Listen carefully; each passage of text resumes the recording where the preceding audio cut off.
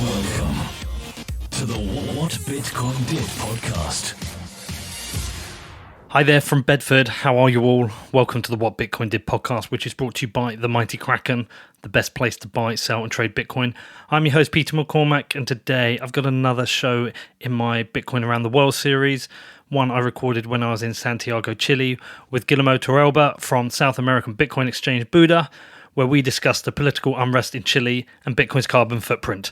But before that, I do have a message from my show sponsors. So first up today, we have the amazing BlockFi. Yes, the future of Bitcoin and financial services. And with the announcement of their Bitcoin rewards credit card coming later this year, 2020 is going to be huge for BlockFi. I've told Zach, their CEO, to get me my credit card as soon as possible. I want to be earning sats back on my purchases. I cannot wait to get this. They've also got a mobile app coming, and they've just raised another huge round to support their growth. Amazing year for them last year, and I think they're going to have another banging year this year. And this is all on top of their already market-leading crypto-backed loans and their interest accounts for your Bitcoin, Ether, or GUSD, which I am a customer of. And as the month comes to a close, I always look forward to checking out my interest to see how much new Bitcoin I've made. So yes, 2020 is going to be massive for BlockFi. I love working with them. But if you are interested in checking them out, if you want to find out more about BlockFi, please do your own research and then head over to blockfi.com, which is blockfi.com. And also, we have the mighty Kraken, the best place to buy, sell and trade Bitcoin, the only place I use to buy and sell Bitcoin, consistently rated the best and most secure cryptocurrency exchange. And with all the hacks that are happening, why would you trust any other exchange apart from Kraken? Whatever your level of experience, Kraken has designed and built a streamlined Bitcoin exchange for newcomers and experts alike. They provide world-class financial stability by maintaining full reserves, healthy banking relationships, and have the highest standards of legal compliance. They pair their 24/7, 365 live chat with an extensive support center to help ensure your questions are answered and your needs are met around the clock, no matter who you are or where you are. And with Kraken Pro, their beautiful mobile-first app, you can trade Bitcoin wherever you are. There is no better place to trade Bitcoin. And if you want to find out more, head over to kraken.com or download the app, which is available for the iPhone and Android. Just search for Kraken Pro, which is KrakenPro. Okay, so onto the show. And a few weeks ago, I headed out to South America. And originally, the first place, or the main place I wanted to go to was Santiago, Chile. There were daily protests, and I wanted to go and check it out. I wanted to find out a bit more what is going on in Santiago, Chile, what's going on in Venezuela, what's going on in Colombia. But my first destination was Chile itself, which is currently in the midst of a social and political crisis. There are widespread daily violent protests against inequality and classism in Chile, and I just wanted to see it for myself. I wanted to do a bit of filming and just wanted to get a couple of interviews together. While I was there, Guillermo reached out to me. He saw on Twitter that I was there and offered to show me around and help translate. So after we spent a day together, I asked him to come on the show. I knew I had to record with him, especially as he is running the biggest exchange there. So Guillermo is the co-founder and CEO of Chile's biggest Bitcoin exchange, Buda, which also operates in Colombia, Argentina and Peru. And in this episode, we get into the causes of the political unrest in Chile, if the widespread protests are effective, the difficulties of running a Bitcoin business in South America, and we do also cover Bitcoin's carbon footprint, as Buda is launching an initiative to allow users of its exchange to buy carbon neutral Bitcoin. It's a great episode, and I do really appreciate Guillermo for his time and for showing me around the cities. And if you've got any questions about this show or any feedback, you can reach out to me. My email address is hello@whatbitcoindid.com. Also, just a note, I'm having to consider my travel right now because of the spread of the coronavirus. Really annoying, but I should be heading out to Bitcoin 2020, but this may change should circumstances change. So I'll be keeping an eye on the travel warnings relating to that. If everything is clear, I will be out in San Francisco for that event. I was also meant to be traveling out to Africa in April, and it's the same. I'm going to have to be looking at travel advice, so I will keep you updated. Also, please keep an eye out on Defiance, my other show, my other podcast. I will be launching a bunch of mini documentaries I was was making throughout South America. Just short 5-10 minute documentaries about my experience in Colombia, Venezuela, Santiago in Chile, and El Salvador. They will be going up on YouTube soon, and I will be posting that up on my Twitter, so do keep an eye out for that. As ever, you can get in touch. My email address is hello@whatbitcoindid.com, and if you reach out, I usually reply to pretty much anyone, as long as you don't send me any nonsense. Okay, have a great weekend, and I hope to speak to you soon. So, you pronounce it for me again. It's Guillermo, originally. Guillermo in Spanish. Guillermo. And so I'm going to go with... Guille. Guille. Okay, Yeah, I'll go with it's Guille. the All right. So, easy way. well, thank you for having me here. No, it's a pleasure, man. Impromptu interview.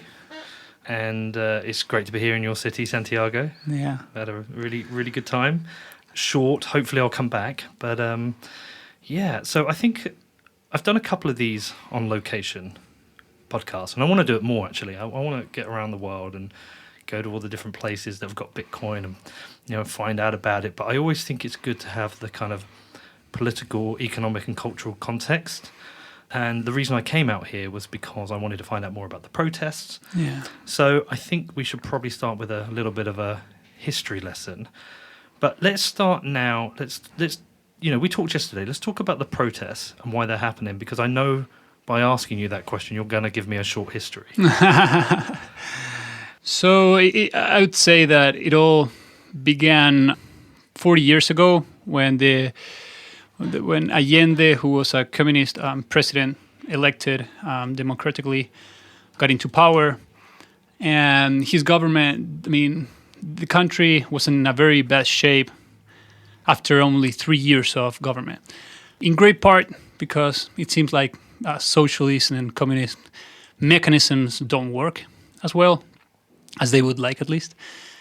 And in part because the bigger powers of the world actually did a lot of effort for this system, for these communist countries in Latin America to not work, right? And I mean the US and all that. So anyway, 3 years after Allende's beginning of the presidency, the country was in extremely bad shape, and the military coup happened, right? And the military coup was very tough. I mean, the whole dictatorship that lasted for like 20 years, like from 73, 83, almost like 19 years. Pinochet's. Yeah, Pinochet, exactly, Pinochet. So that was very tough on human rights. It was very, very tough on liberty. You would have, I mean, for long years, people couldn't go out of the street after it was like 10 o'clock at night. I don't mean like a couple of weeks, right? I mean like years. So a whole generation had to actually go to parties that would last the whole night, which is a good thing and a bad thing. I mean, so it was very tough on the social, more humanist. Is this part. because it was too dangerous late at night, or because there was a lockdown on the streets? So I would say that the communist movement in Latin America was super big. So the force, the strength of this movement didn't disappear with the coup. Right. It remained. So, and they were army people, so very strict. Actually, the Chilean army, it's well known in Latin America for being pretty tough. So they applied all this military and all this army discipline to society, and the best way they found it was to. And again, it was their way to fight this movement. So that happened. But the other side of this almost 20 years of dictatorship was that Pinochet, what he did was he wasn't an economist, he was a general, and he started listening to the Chicago Boys, which were economists, mostly Chilean economists that had been to the Chicago University, and they applied pretty much all what they couldn't apply in the United States, everything that they had in theory that would work a lot, they applied it to Chile, and in some ways it worked incredibly well. So they privatized pretty much everything, like only certain things remain from the state-owned, but they privatized pretty much every single thing. And in many ways, the economy went up. In most of ways, the economy went up super quickly, super amazingly. sort of like what happened in China, right?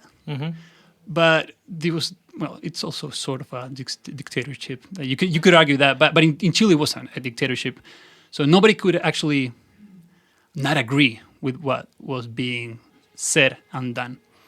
So we came. So there was, the economy grew a lot and poverty went down a lot, and all this metadata was actually doing great. But fast forward, 2015, 2014, we started seeing trouble as a society mainly because of debt and because of inequality in terms of wealth. Which party was in power then? When? In 2014-15. So all right, so the military coup ended in 1990. Yeah. And then a president from the left side took power.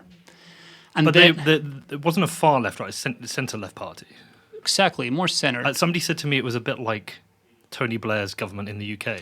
I'm not sure what his policies were, but you're right. Yeah. I mean, the general he wasn't going to give up the power to a super left, right? So for a super lefty. So he gave it to a president that actually won through votes. And what happened after was that Pinochet gave the country to democracy, to people again, and he built a constitution. And this constitution wasn't changed at all in the next 20 years. And every single president after those 20 years was from the left side. Only Piñera was, he got to power for the first time 10 years ago. Okay. He didn't do anything also to restructure this, right? But in 2014, the economy was doing super well, and pretty much every single metric that the country or the economists were worried about were doing well. So our inflation rate, it's always between 2 and 4%. The Chilean peso is pretty stable.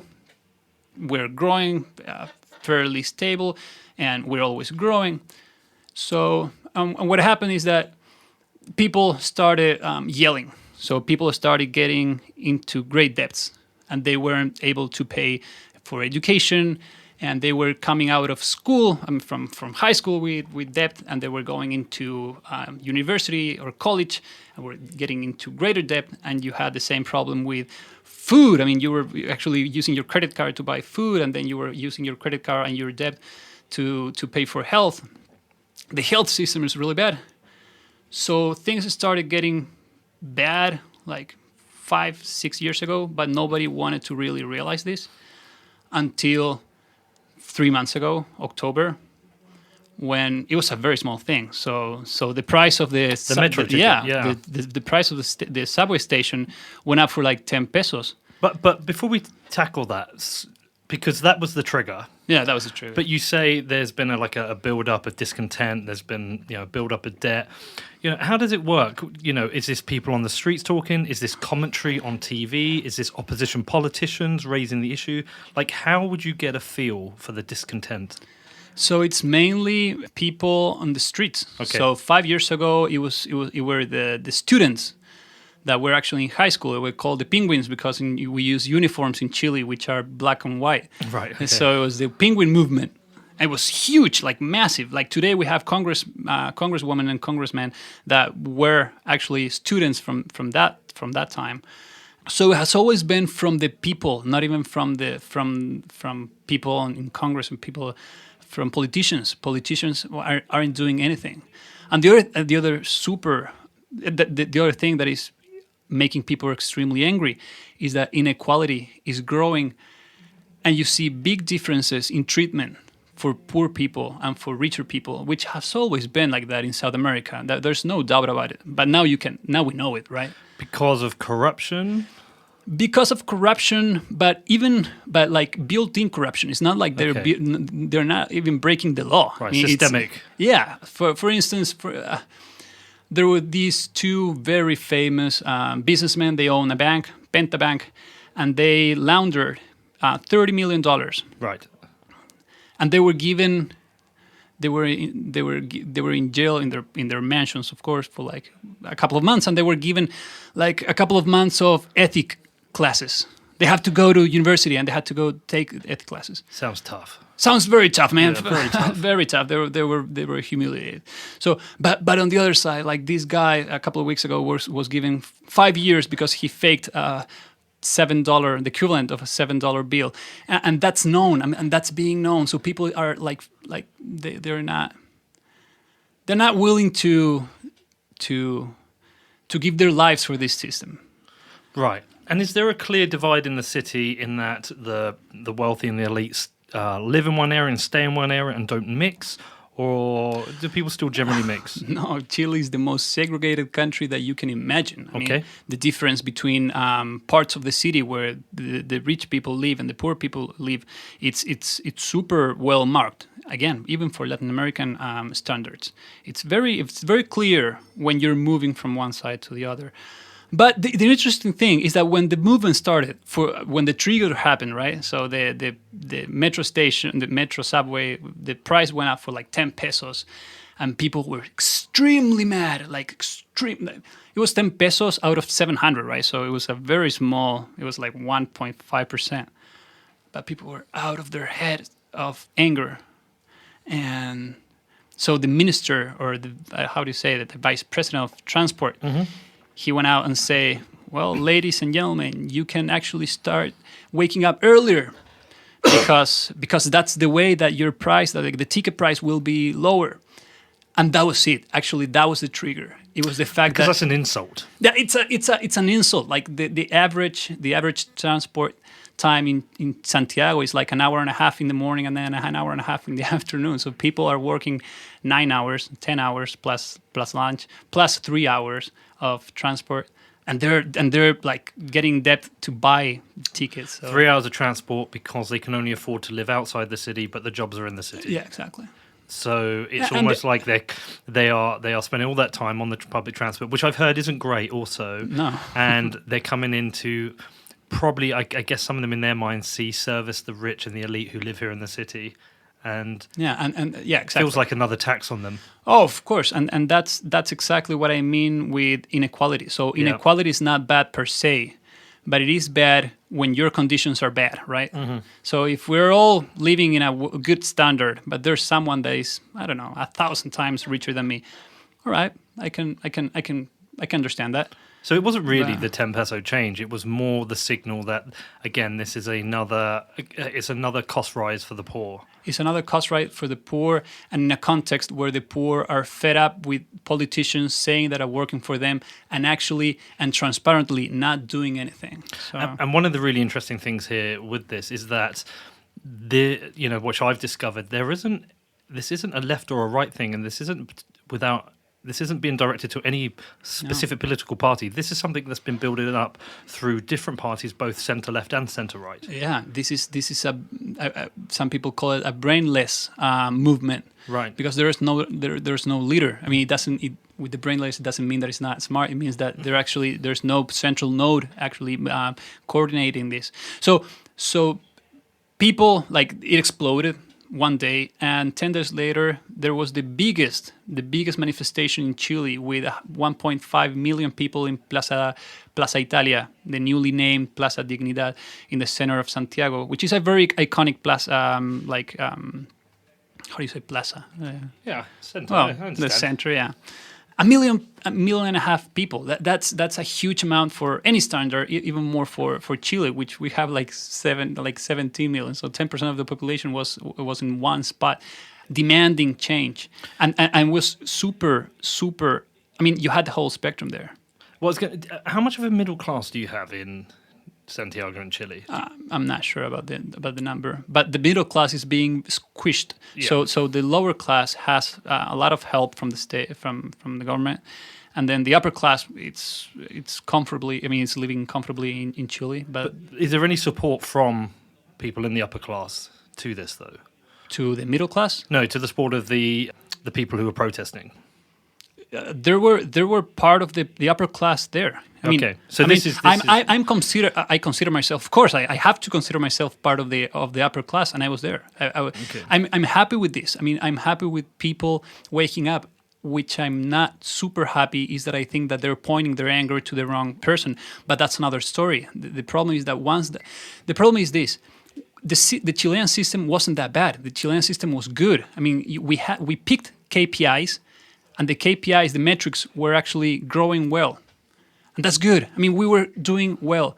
The thing is that we weren't worrying for the people, and so the problem is that once the people get angry enough, they don't reason, and that's what's happening today.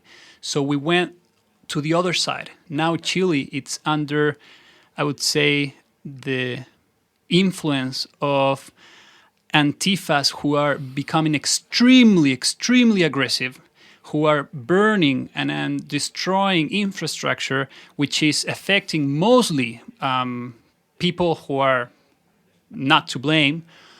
And it's like you're seeing a kid that has been treated very unfairly and who's so mad that it's hitting and kicking absolutely everything and everyone and its surrounding, and you can't stop it. But this general discontent it's something I'm seeing everywhere I go. It doesn't matter whether I'm in London or I'm here. You know, I went out and watched the protests on what day did I arrive? I'm trying to remember. Was it Monday? Yeah, Monday I arrived, and I was surprised at. I would say the average age was probably like 18 to 20 years old. Yeah. And very young people. More energetic and more... and excited. Probably some of them find it exciting and some of them are angry. And, you know, most of us, well, a lot of us when we were young and in our 20s, we hated, you know, we thought society was unfair and we hated the government. No, we all went through that. A lot of us, well, not all of us, but you know what I mean. Yeah, of course. No, I understand that. But at the same time... Have they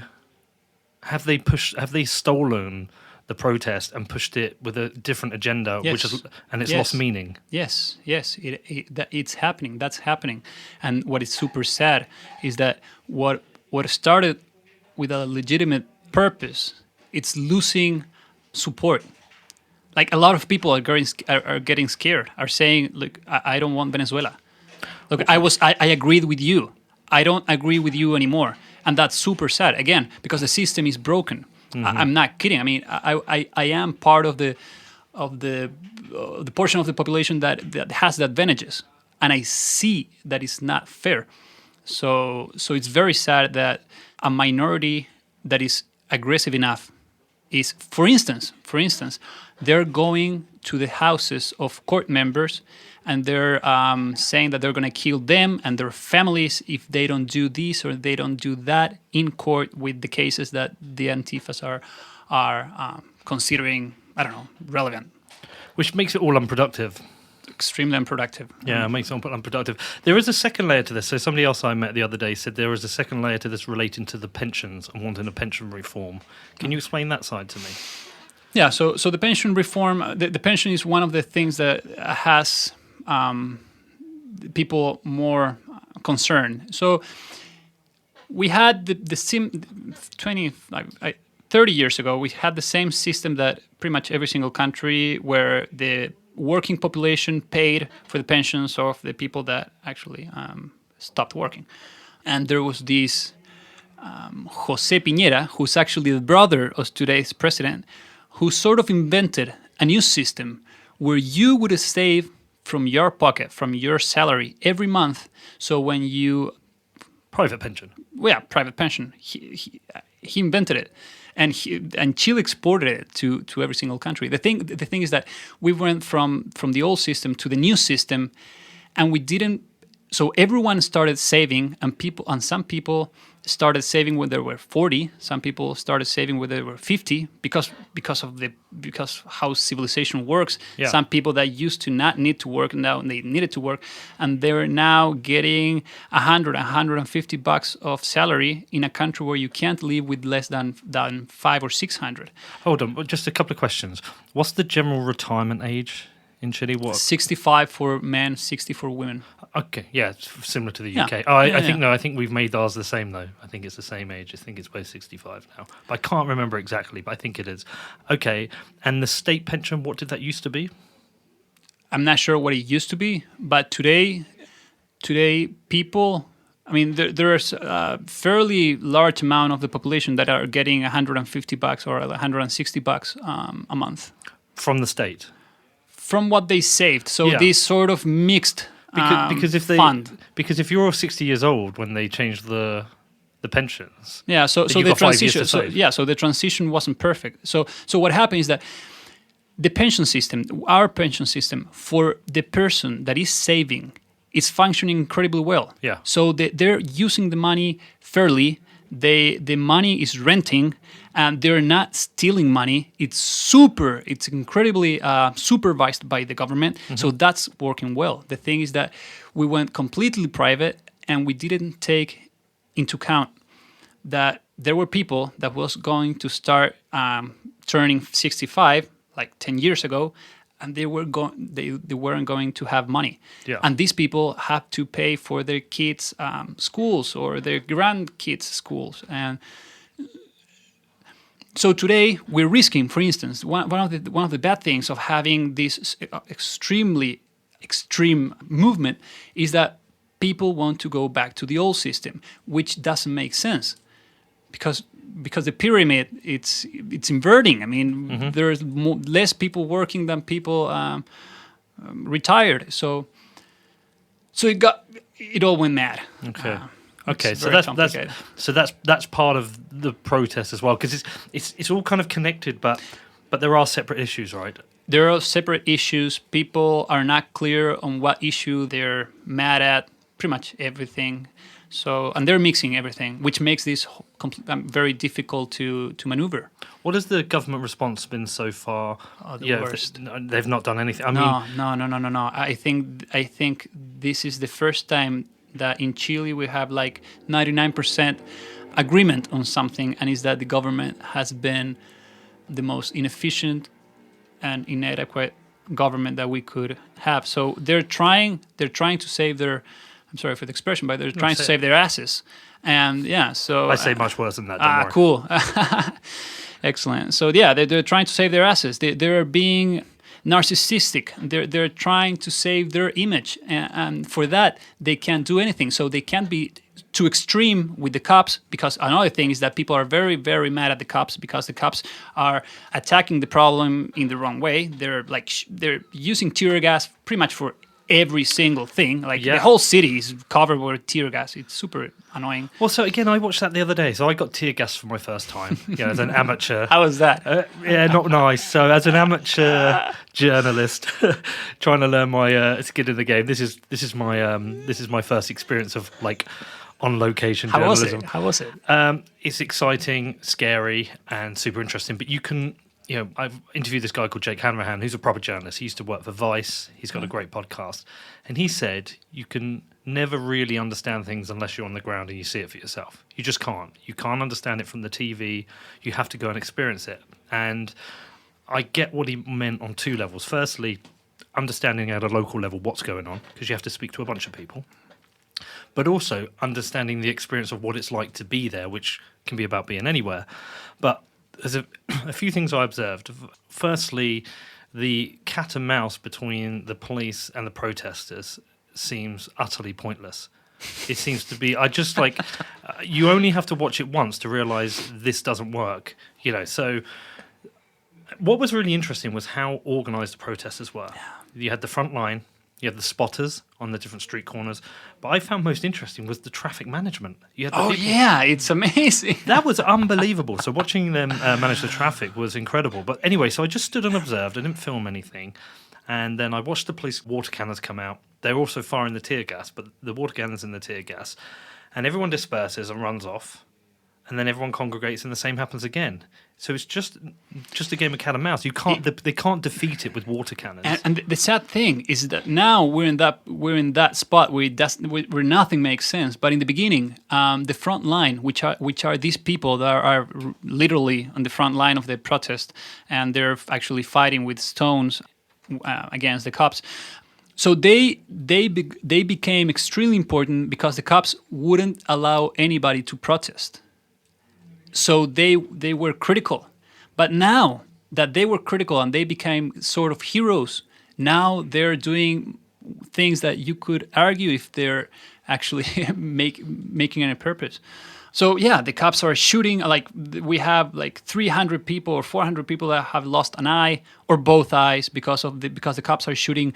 How do you call these? Rubber bullets. Yeah, but on the face instead of shooting on the feet. Okay. So no, it's getting bad. So people are getting pissed off of the police, and the police are super scared, and the police and the government. Oh, it's a huge chaos. And the thing is, it's one of those situations where you observe, you can see that it's just going to be an escalation of violence, which is going to end with some, tragic. Well, you've already had tragic events. I mean, I saw the other day about the bus being hijacked and one protester running over another protester. Yeah, we've had I don't know the number. I Number of stopped deaths, counting, but like 30. 30 deaths. Because of this, right? So because of protests, because of confrontation between protesters and the cops, and cops running on, like crashing with the cars on the protesters. Cops that are not using uniform, it's sad. It's sad, but on some part of me, on the crypto side of me, the more revolutionary side, I'm also happy because there's no clean revolution, but you need to get mad at some point. And you said something. So you said that this was happening in many countries, right? Yeah, all over the world. But in Chile, we never said anything. So it was this kid. It's like Columbine. It's this kid that never said anything, and he got so mad that he killed everything. And that's part of our culture. Part of how we are as Chileans. It makes, it could be explained because of the colonialism. But anyway, we have to wake up. So hopefully, I'm still pretty optimistic with Chile. I hope that things come out well. Okay, well, that's a useful context and probably a good starting point to move over and start talking about a bit of Bitcoin and a bit of crypto. Yeah. But I do want to just focus on one point you said there, because as a Bitcoin person, you like the revolution, you like the fact that people are fighting back. That is good, and I understand that. It becomes a bit kind of murky and complicated because there is certainly a very significant and large group of Bitcoiners who hold very kind of libertarian ideals. Yeah. Or perhaps maybe even, let's say, more conservative. It's a range from conservative to libertarian ideals. Yeah. Less so on the socialist side, understandably so. Yet in some ways, these protests are almost socialist protests in some ways, because these are people who are looking for the government because they want a better answer. So I'm not... And this is where it gets complicated. Yeah, I'm not sure I agree with you. So okay. I totally agree with you with the spectrum of the libertarism in the crypto world. But I don't agree with that this has to be a socialist movement. I'm not saying it has to be.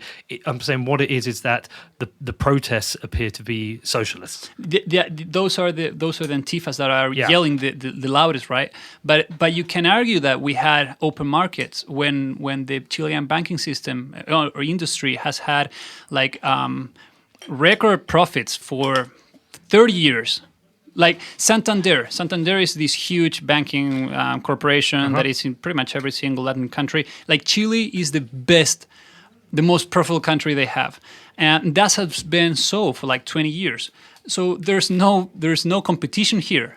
So it's not like we have an open market in the banking industry, and you could say the same thing for several industries, and you could say the same thing for drugstores. So. And how do you call when corporations get together by secret and agree on pricing for stuff like that? Yeah, price fixing. Yeah, price fixing. We had some scandals, like many scandals in the last 5 years, from toilet paper to chicken to banking to drugstores, which are affecting 90% of the population. So that's not an open market. So that's you don't need to be a libertarian to say, "Hey, come on! This is not working. This is not fair." That's why I don't necessarily agree with this being necessarily a socialist movement. which doesn't mean that I don't agree with some socialist aspects of it, but. Well, it's an interesting topic to get into because, especially coming from South America, we talked about this yesterday, and I'm not sure I'm 100% right, but from my experience of looking at South America, visiting here, doing a lot of research, it certainly is. Socialism seems to have existed historically within Latin America. And it's that spectrum from socialism through up to full communism. We talked about Cuba yesterday. We've talked about Venezuela. And where socialism becomes hijacked by dictators. We talked to that. But there seems to be a history of socialism in South America. But when you get in the world of Bitcoin, it's any form of socialism is evil. I've had debates with people where there shouldn't be free schooling, healthcare. There should be no government. Everything should be free trade. And if you question or challenge any of that, the response back usually is, well, you're a statist or you're an enemy of freedom, and they try and prove the economics. And and I fully understand the arguments. I fully get it, and I appreciate a lot of it, and I've thrown myself in it. But I also sometimes think I can't see a world adjusting to that world and it not becoming chaotic and anarchist. That's one of the things I just can't fully get myself there. Do you understand what I mean? I do. Oh, I have so many things to say regarding that. We got time. So we can get philosophical and we can go all the way to free will. I mean, if we're not born equal, we don't have the same opportunities. If we were equal and we were 100% conscious of our acts and the consequence of our acts, then you could argue that then you had to take responsibility for your actions. But the fact is that we are not. For instance, why are pensions necessary to be obligated or imposed? It's because our incapacity to value future benefit or future well-being, personal well-being, as much as we value it today. So if we don't impose pensions, what is going to happen is that we're not going to save money because we want to use that money today. And we're going to come to this age, to any age, where we won't be able to work. And we can't work, we can't live. And so if that happens, like the whole society will come eventually to that part, to that point. And when you have 1 million people that are 70 years old, don't have any money, and are living on the street, begging for a coin, they're not going to say, all right, I take responsibility for not saving. Mm-hmm. I will fucking get my hands on you because you have money, because I want to save my life, because I want to eat, because I need to eat.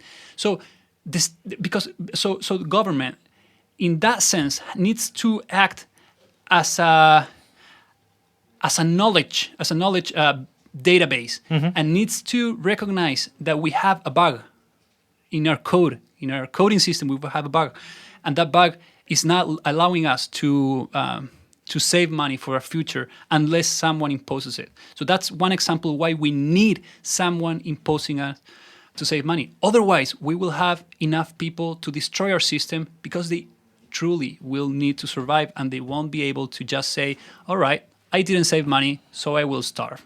No, that's not going to happen. So you can view it from that side. Or you can view it from another point of view, which is incentives. So nobody's born good.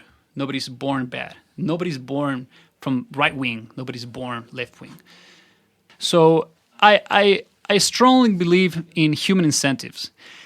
And if you see a country or a population that leans towards socialism, you can argue that it's because of education, and maybe that's the only explanation. It could be. Or you can actually also ask yourself if there are situations or conditions in the context and in the surroundings of people that are pushing them towards socialism. And that's what I think that has happened in Latin America for the past 200 years since we are countries. Plutocrats have always been like disproportionately powerful. So it's like what happened in Russia with the Tsars and the Russian Revolution. You can, communism is not good, but we learned after trial and error that it's not good. But you can explain why people were so mad.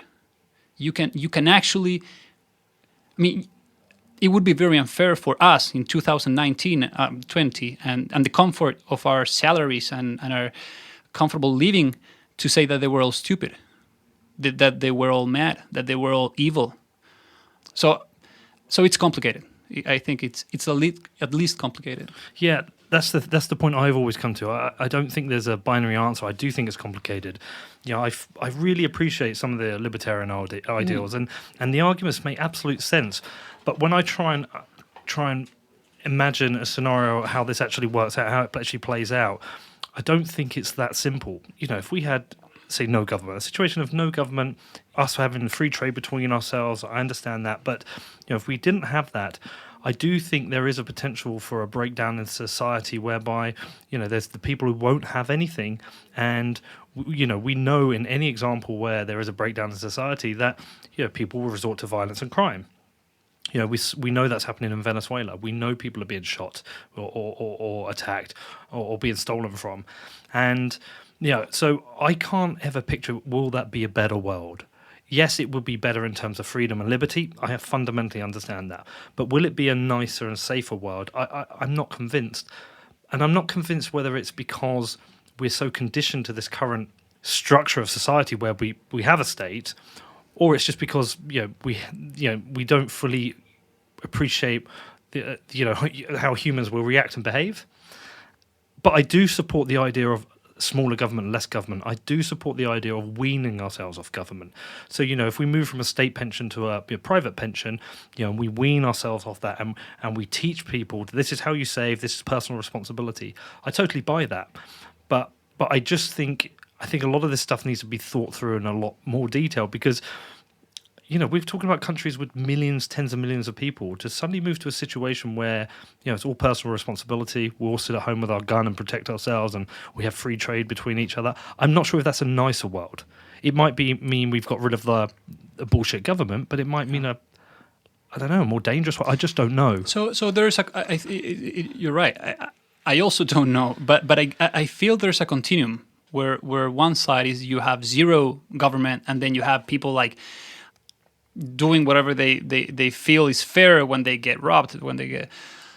and there's then the other extreme, where it's communism, where the government is actually doing the work through the people that employ with the money. Well, so, which I think is worse, obviously. I'm not even sure it's worse. I mean, we're both inviolable. I mean, there's a reason why we're here, in somewhere in between. So I truly and profoundly believe in a smaller government.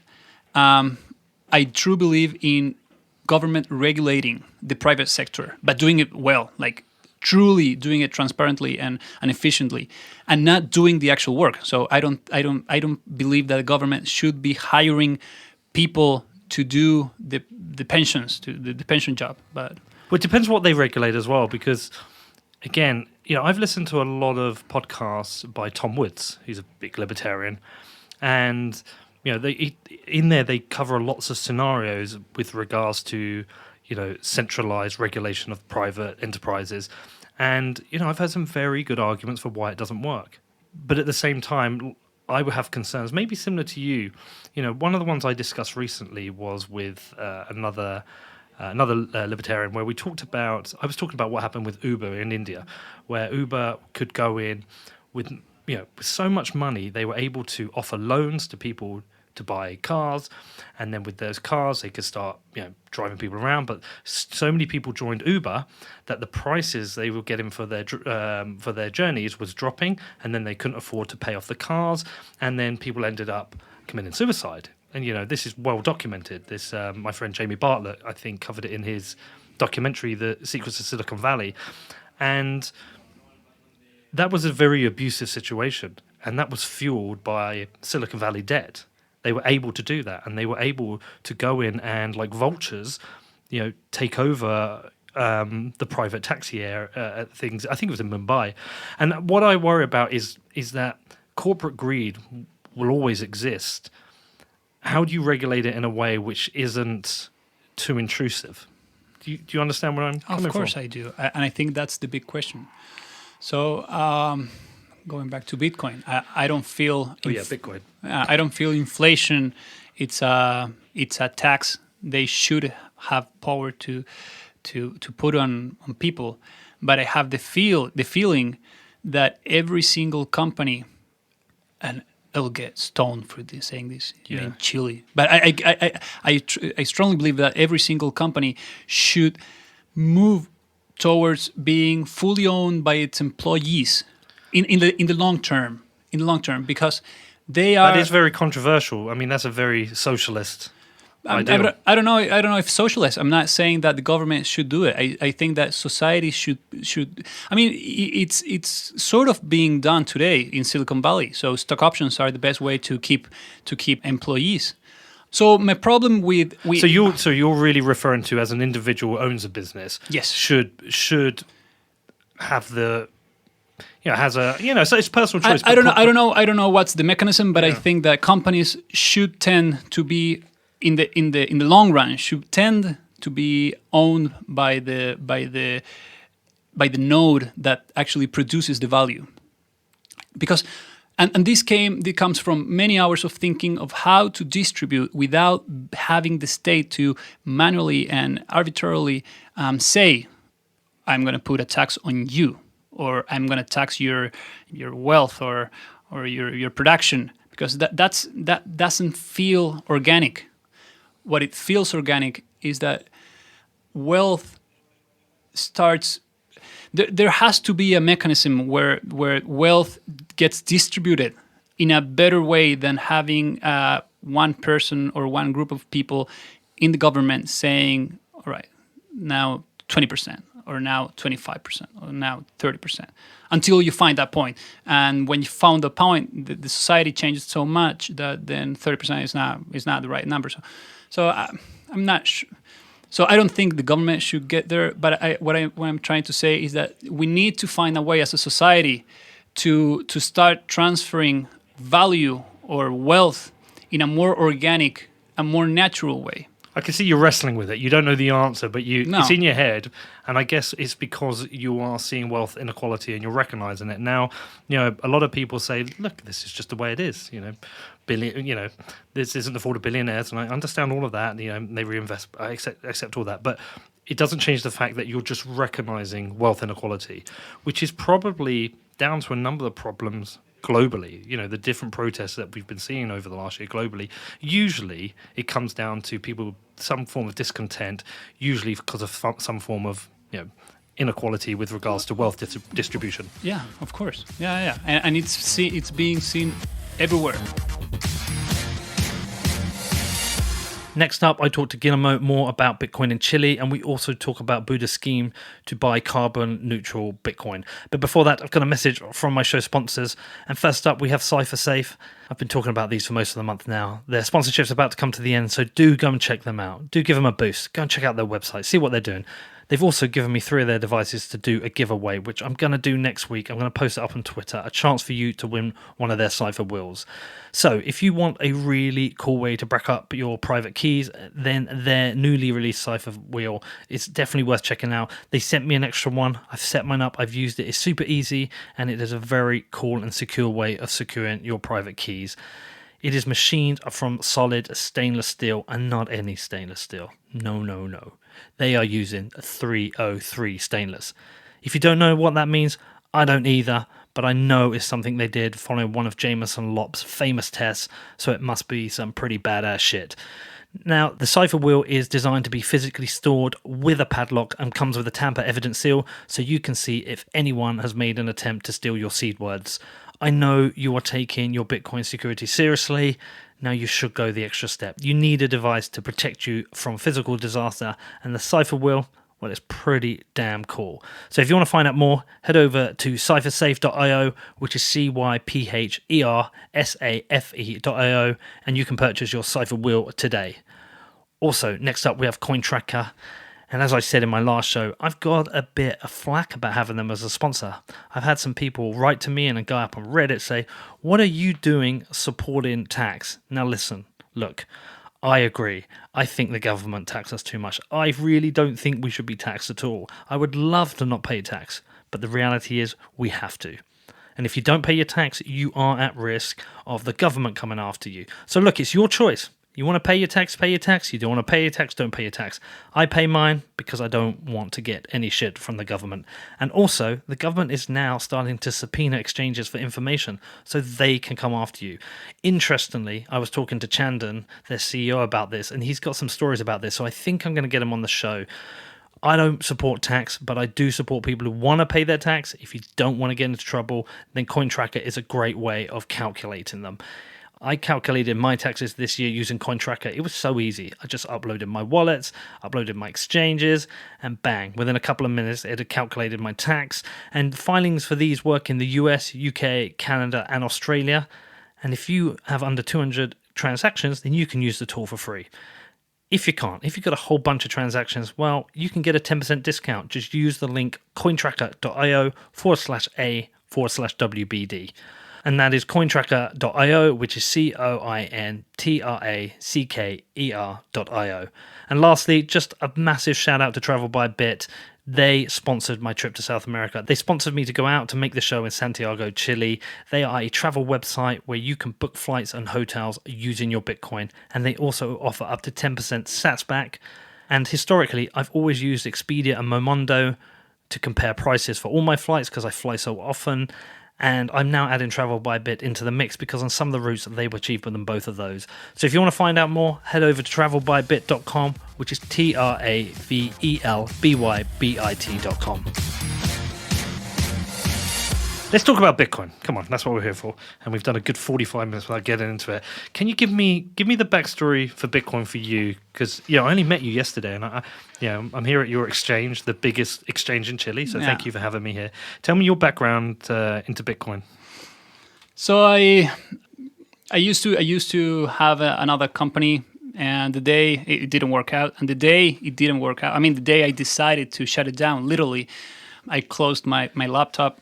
And I reopened it because I didn't have anything to do. It was like 11 o'clock in the morning. I talked to a friend on Facebook. He was online. I said, "What are you up to?"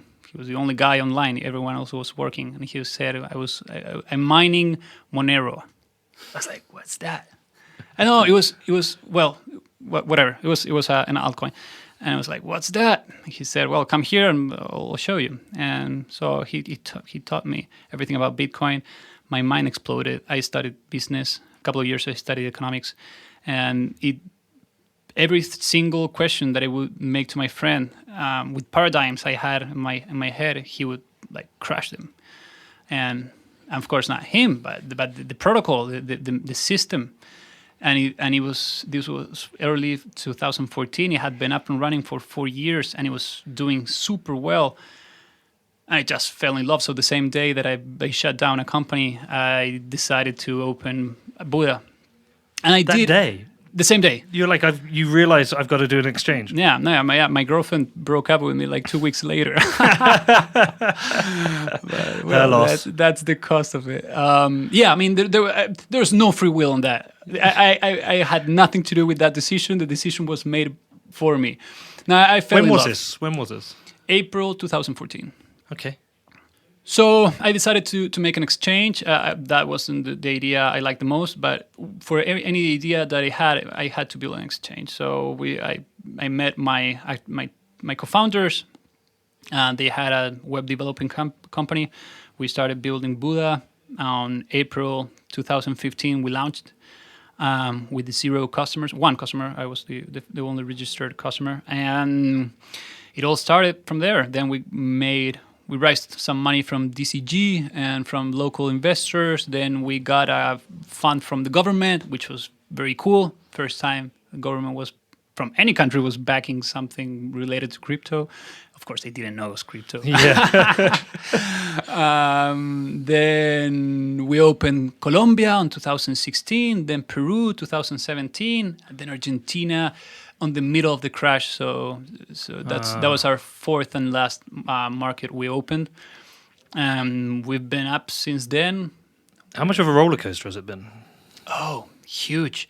So we led the bubble, the 2017 bubble, which was good and bad. I was sort of worried for what was happening. It was obvious that it was going to crash. It was going to be bad, but then we still grew as a company a lot. Before the bubble we were like 5 people. After the bubble we were 35 people, and in March 2018, all the banks in Chile, like every single bank, at the same time, shut every single bank account of every single crypto company in Chile. So, and Chile was like 60% of our income. Was there any warning of this? No. Just No. overnight? No, we received a letter that said that we had 14 days. We had 2 weeks, 10 days of running time to get the money out of the. And what the reason being? So there wasn't one reason. Some said money laundering risk. Another said lack of regulation. Others didn't say anything. So we went from growing a lot to having zero operations in Chile. That was in March. How many employees did you have at the time? 35. Right, okay. So we went from making a fairly good amount of money to zero in a span of 2 weeks. Wow. Yeah, so we sued the banks on the free competition court. To the court related to economic freedom in Chile. Wow, because this wasn't actually regulated. This wasn't regulated, and even though in the contract banks always have this right to close an account without warning and because of no reason, and they were very, very stupid. So all the banks at the same time to all the companies. So they colluded. Of course. I mean, we didn't sue them for collusion because that's very hard to prove. But it was so obvious, and we had a large KYC team. We had our protocols. The protocols were certified by an independent company. I mean, we were doing our job, so this one wouldn't happen. So the court ordered them to reopen the accounts. They did. How long did that process take? Like a whole month. Oh, okay, that's not too bad. No, in a month. no, Yeah, it's not too bad.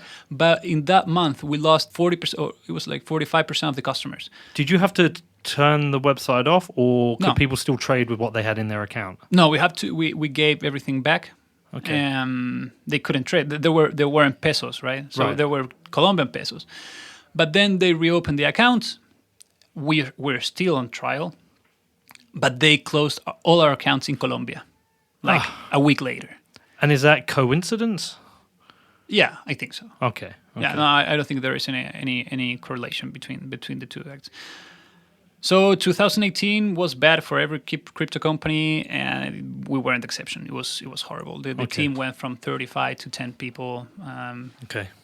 We had to raise money again, but here we are, up and running again. The company is healthy. All our markets are up and running. It's been a roller coaster. Bitcoin's about to go back over $10,000. Yeah. Oh, nice. We're at 9,700, and so amazing. Yeah, another record for the year. No, we're super happy with our history. We're very proud. We've been always very focused on Bitcoin. Our customers can trade other cryptos, but Bitcoin is our main. But you don't have a lot of different coins on there, right? No, we have Bitcoin, Ether, Litecoin, and Bitcoin Cash. But we were I think the first or the second exchange in the world to have to allow our customers to receive through Lightning Network and deposit and pay Lightning invoices. So that's very interesting. So I know that the Hodl Hodl guys did it as well. Hodl Hodl.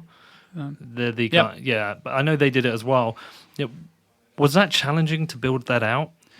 It was challenging, but all the documentation was there. So I guess the biggest risk was that we were one of the first.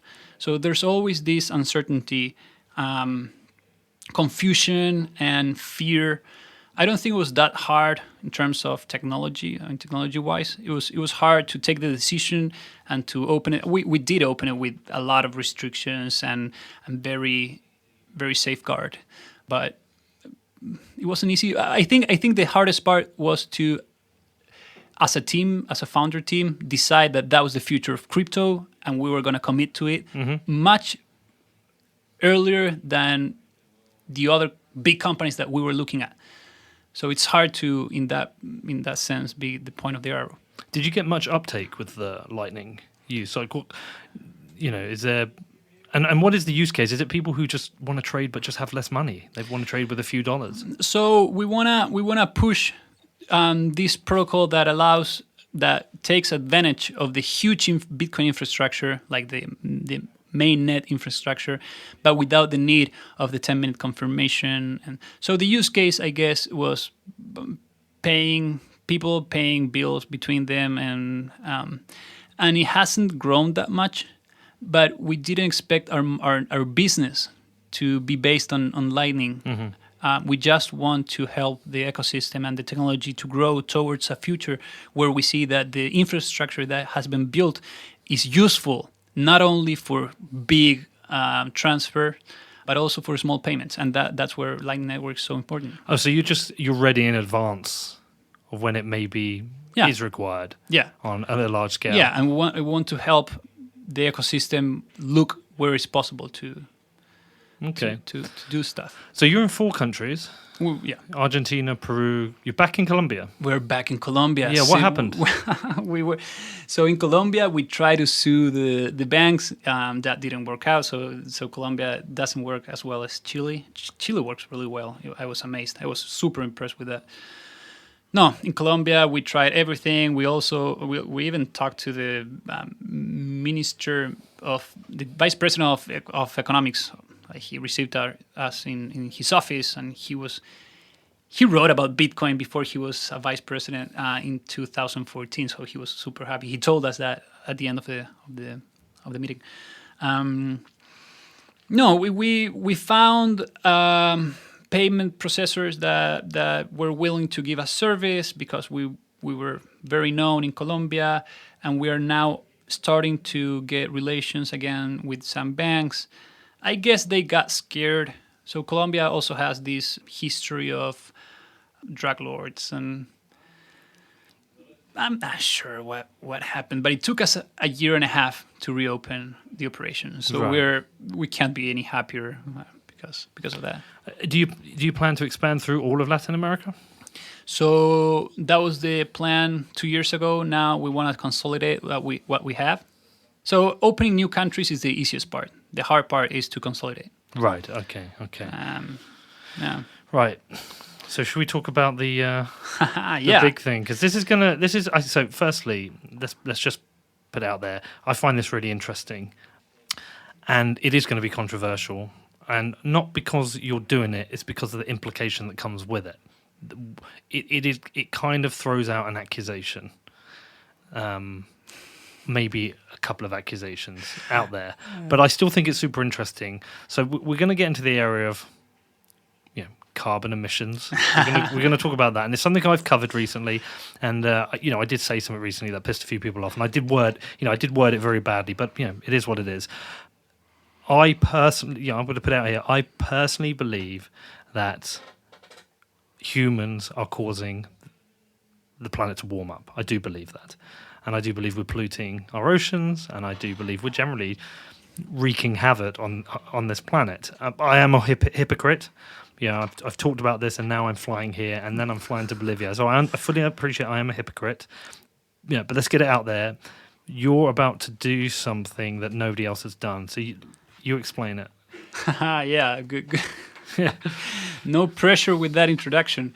In Buda, I don't think it's an accusation, but I know that some in this community will get offended because of this. But in Buda, we decided to not only start measuring and compensating the carbon footprint that our operation produces, which is taxis and gas and electricity and servers and whatever that we use, but we're giving other customers the possibility to mitigate their carbon footprint emission when they're doing Bitcoin withdrawal. And we're doing this because there's a fact. It's a fact that Bitcoin is consuming. It's not wasting, and that's where people get super offended. Like nobody's saying that Bitcoin it's wasting electricity. No, Christmas lights waste electricity. Bitcoin doesn't waste electricity, but it consumes a lot of electricity, so much that it consumes even more than Chile, the whole country, 17 million people. And that electricity, it's produced mainly in China, where like the great percentage of the electricity comes from coal. So we are the Bitcoin industry is having an impact on the world, and I think on the ecosystems, on the natural ecosystems, on the planet. And I think that it's beautiful. I mean, I don't want to look at it from the accusations point of view. I want to look at it from the other side. I think it's beautiful that we, as a community that is just being born, as a technology that is just being born, can actually measure our impact and start mitigating it. So what we're doing is that we partner with an NGO that is recovering wetlands in the southern part of Chile. So wetlands are super important natural ecosystems, because there are many flora and fauna that only lives in wetlands. So if you kill wetlands, you can actually, like species can go extinct. Mm-hmm. So they're working with wetlands that have been destroyed near cities. They're restoring them. So what we did is that we calculated the footprint of a single transaction with a lot of, we did a lot of estimates, but whatever. I mean, you can discuss if it's 300 or 280. The thing is that we measure the carbon footprint of a single transaction, and we're telling our customer every time they're making a withdrawal, we said a single transaction of Bitcoin produces more or less like 300 kilograms of carbon dioxide. If we go to the market, to the open market, that's like $2. That's what it costs. Like it's $6 in big quantities. It costs $6 to buy a whole ton of carbon dioxide. So we're saying at $300, 300 kilograms, it's about $2. Do you want to compensate that footprint? And that money is going to go to this NGO that is going to help restore the wetlands. So it's optional. It's optional. You can do 100%, you can do 50%, or you can not do it. And again, for me, it's very, very important that people understand that we're not trying to look hippie. We're accepting that Bitcoin consumes a lot of electricity. That electricity is not wasted. It goes 100% to security. Yeah. So the blockchain is ever more secure when we increase mining power, right? So and that's amazing. That's amazing. But it has an impact, and we can do something about it. So I would like to transform this into a movement. I would like this community to feel proud that they are actually doing something. I don't know if many industries, like just born industries, are doing this. I mean, we can do it. You get it with airlines, right? When you book a flight, you can choose to offset your carbon. Not in Chile. I mean, I guess you. Well, but it depends on the airline. I know, for example, with British Airways, they have an option at the end where you can just pay, and it's it's a few pounds or whatever. It depends on the journey, but you can pay to offset. I've always wondered with some of these things, what is the thing they're doing to offset it, and does it actually offset it? That's one of the things I do wonder. But it's a very interesting thing because, again, this is another thing that's very difficult to talk about, because you're right, it doesn't waste the electricity. It is used for security, but we even wanting to discuss it sometimes, the Bitcoin defense comes up, which makes it very difficult to talk about. And I've also seen mixed, reports on, what energy is used. Is it dirty coal in China, or is it clean energy that's produced, in Iceland? And I've seen a kind of a mixed bag. But at the same time, there is a lot of energy being used. If Bitcoin continues to grow, it's going to be more. It is a certain percentage. If there is a way for people to have a choice, if they do, it's completely optional, and you want to, offset your carbon, I can't see why this is controversial. It will be, but I can't see why it is. Yeah. Unless people see it as a threat, they see it as an accusation. Yeah, that's the point. So this industry, I would say this community is still very sensitive. I mean, we take it very personal. When someone says something wrong about Bitcoin, we take it like they're damaging our ego, our image, our personal image. Maybe because we're like full into it. Like it happens to me. Well, we have a lot invested into it. I've invested all my wealth into Bitcoin, and my past 5 years emotionally, time wise. Like I just had a daughter a year ago, and it wasn't in the best time. But it's also your personal and professional reputation. If you're talking about, for example, if you talk about Bitcoin on Facebook amongst your friends who aren't into Bitcoin, they'll see it, probably think, oh, just shut up, he's another Bitcoiner. But also then they'll read something in the press and they'll say, Bitcoin uses more electricity than Argentina, or wherever it is, or Chile, wherever it is. And then for them to then criticize, they're criticizing it because they see magic internet money, a way to make a bunch of people rich as using up all this electricity.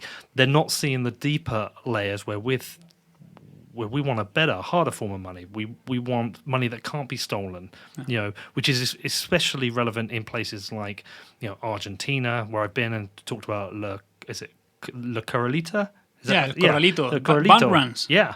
I was with Latvia recently where twice the currencies changed and completely wiped out people's savings. We've seen what's happened in Venezuela, Zimbabwe, Iran, Turkey, lots of different places. So they don't understand that this is actually an important tool for liberty and human rights. Yes. But therefore, when anybody ever brings these up, I think people have such a defense because part of their identity is linked to Bitcoin. Yes. And if your identity is linked to something, a criticism of that thing is a criticism of you. I still feel like these things need to be talked about a bit more. Absolutely. I mean, you're completely right. This has to be talked, and that's why we feel that what we're doing is important, because we're saying let's talk about it. But it can be attacked. I truly think that as today you can't consume products and just throw the garbage away. I mean, you have to take your garbage, right? If you produce CO2 and you don't mitigate it, it's the equivalent of not taking your garbage, because someone else will have to do it in the future. And we're just, as a society, making the transition. So we're not completely sure about this.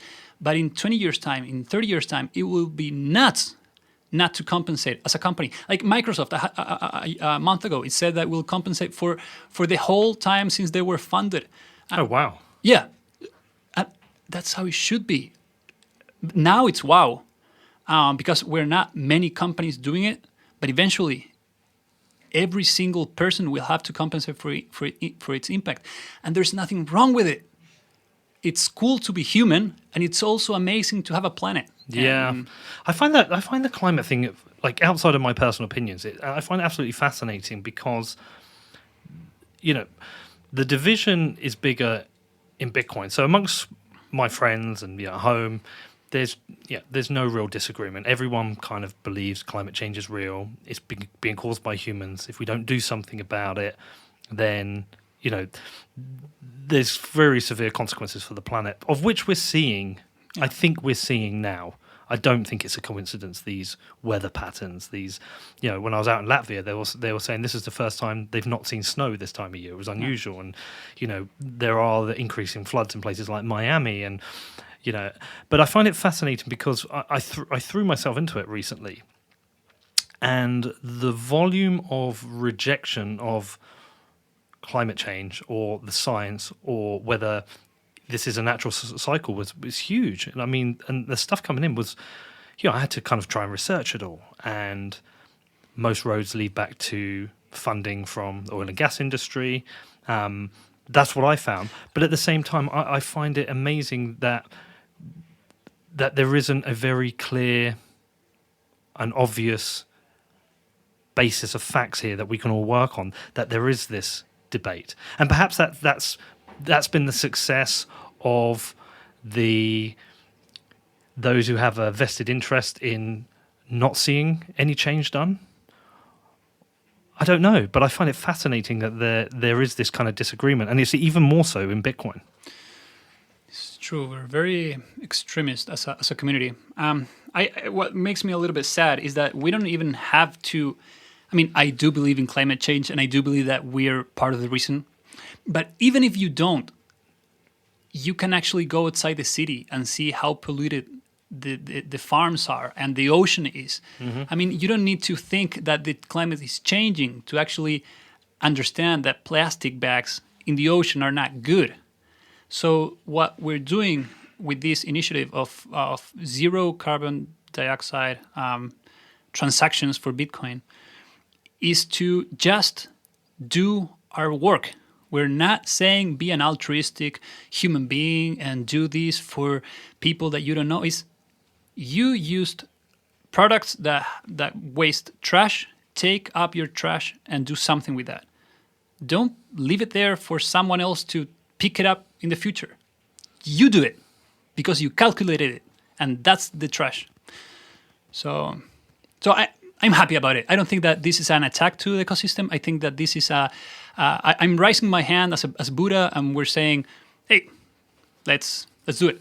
Yeah, no, I don't see it as an attack, but I think people will see it as an attack. Yes. I think you will. Yes, I agree. And even though it's a voluntary and it's an optional thing to do, that you want to choose to, offset your carbon of that Bitcoin transaction, people will still see it as a. I think the thing is, people see it as somebody within Bitcoin who is adding to the accusations that Bitcoin is wasteful. Now, I agree with it isn't wasteful. The security is important, but that's why I think you'll get the. I mean, I could be wrong, but I also think so. So yeah. We could both be wrong. Yeah, we could be wrong. It'd be very interesting to see the feedback. I think I'll be very intrigued by it. Do we have a date for this? Target date? Yeah, it will be during the third week of February. Okay. Probably. Well, so I mean, to let people know that this show will come out afterwards, because I've agreed to that with you. Yeah, I won't schedule it so it comes out afterwards. But no, I'll be super interested to see the feedback. Me too. It might trigger some other people to do similar. That's the whole point of it. We're zero as a company. We're 0.0. We made the math. We're 0.016% of the transactions in the Bitcoin network. So, right. So hopefully we're just we are the example. Not the only ones. Okay. All right, cool. So anyway, we're going to go off in a bit. We're going to go meet some Chileans. You're going to be a translator for me, so thank you for that. Just before we close out, firstly, thank you for your hospitality. It's great to meet you, and I find this everywhere I go, and it is amazing. So thank you for that. If people want to find out more about Buda and they want to check out what you're doing, or want to get in touch with you personally, somebody listening to this might hear about this carbon neutral Bitcoin transactions with Buda, and they might want to do it themselves. Like, I'm sure you'd happily talk to them about it. Yeah. How do they reach you, and how do they find out more about Buda? So Buda.com, Buda.com, in social networks, Twitter mainly, Buda.com, the Spanish dot. My email is Buda.com, at Buda.com. So G, just the G of Guille. Happy to help. I mean, this is not about me. This is not about the brand. This is about the ecosystem, the technology. So thank you very much. Let's go to Plaza Italia, and congratulations for the podcast. No, thank you. Thank you for having me. Okay, so what did you think of that one? Did you enjoy that? Are you enjoying these Bitcoin Around the World shows? Now, I obviously, as a podcaster, track the downloads of each show. I'm always interested in seeing how shows perform. And these Bitcoin Around the World shows, these ones I've done in El Salvador, Argentina, and Venezuela, they do always track a little bit lower than my normal interviews with the leading people in Bitcoin. But I do want to keep doing them. I've learned so much about traveling to these places, about how people are using Bitcoin, what the circumstances are, what the situation is locally with regards to currency and inflation, how that affects them, what the political situation is in their country, and also the living standards that people have, and what devices they use and how they would manage security. It really is very different when you're in somewhere like El Salvador or Venezuela when you compare it to someone living in, say, London or New York. The experience is entirely different. I've learned so much from it. So despite the downloads for these shows being slightly lower, I'm going to continue making these shows. Now, I really enjoyed hanging out with Guillermo, and again, I've got to say a massive thanks. He's a really great guy. He was super helpful. He spent 2 days with me touring around the protests in Santiago, Chile, not only explaining his view and his opinion on what's happening in the city, but also providing translations when talking to the protesters, which was super helpful. The work he's also doing at Buda is really interesting, and while climate change is a controversial topic in Bitcoin, I think optional carbon offsetting of transactions is a pretty radical idea, and I think it will be interesting to see what sort of traction it gains, and also the reaction from people in Bitcoin. I do understand this is a hot topic. I've covered this on my other show, Defiance, and I have got a lot of pushback.